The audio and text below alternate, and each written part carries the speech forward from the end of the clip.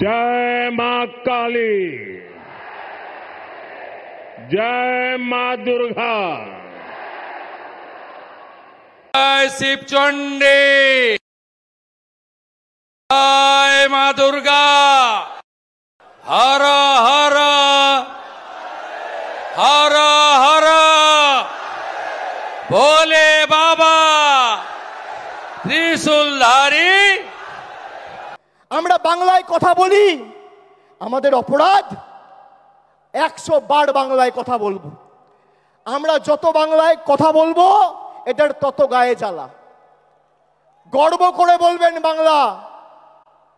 আগে জয় শ্রীরাম বলতো, মনে আছে? ঠেলায় না পড়লে বেড়াল গাছে ওঠে না। এখন বলছে জয় মা কালী, এখন বলছে জয় মা দুর্গা। আর আজকে আমার নাম দিয়ে লিখে রাখুন 21শে জুলাই 2025। আমি বলছি 26-এর পর জয় বাংলা বলাবো, না বলাতে পারলে আমাদের ক্ষমতা নেই। আরে এটাই তো তৃণমূল কংগ্রেসের জয়, এটাই তো বাংলার জয়। যে বাংলার মানুষকে ভাতে মারতে চেয়েছিলে, আজকে সেই বাংলার মানুষের পায়ে মাথা ঠুকে জয় মা কালী, জয় মা দুর্গা বলতে হচ্ছে।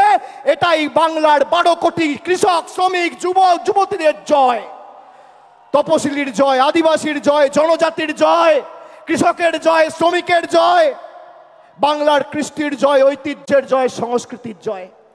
যে দুর্গাপুজোর কমিটিগুলোর পিছনে ইনকাম ট্যাক্স লাগিয়ে দুর্গা মণ্ডপগুলোকে অপমানিত করেছিলে, দুর্গাপুজো বন্ধ করতে চেয়েছিলে, আজকে সেই বাংলার মাটিতে দাঁড়িয়ে জয় শ্রীরামকে বর্জন করে জয় মা দুর্গা বলতে হচ্ছে। আর 10 মাস তারপর জয় বাংলা বলবে। 2021-এর আগে বলেছিলাম খেলা হবে, এবার বলছি পদ্ম ফুল উপড়ে ফেলা হবে। এবং এই বাংলাকে কোনোদিন কেউ আঁচড় কেটে শান্ত বাংলাকে অশান্ত করতে পারবে না। যে আগুন নিয়ে খেলবে সে নিজে পুড়ে যাবে। हमसे जो टकराएगा वो चूर चूर हो जाएगा, चूर चूर हो जाएगा। আমি আপনাদের বলছি 1 ইঞ্চি জায়গা ছাড়বেন না।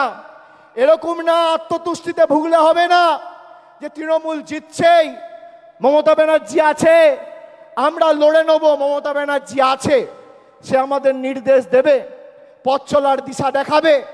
মাঠে ময়দানে আমাদের সবাইকে লড়তে হবে, 1 ছটাক জমি ছাড়া যাবে না।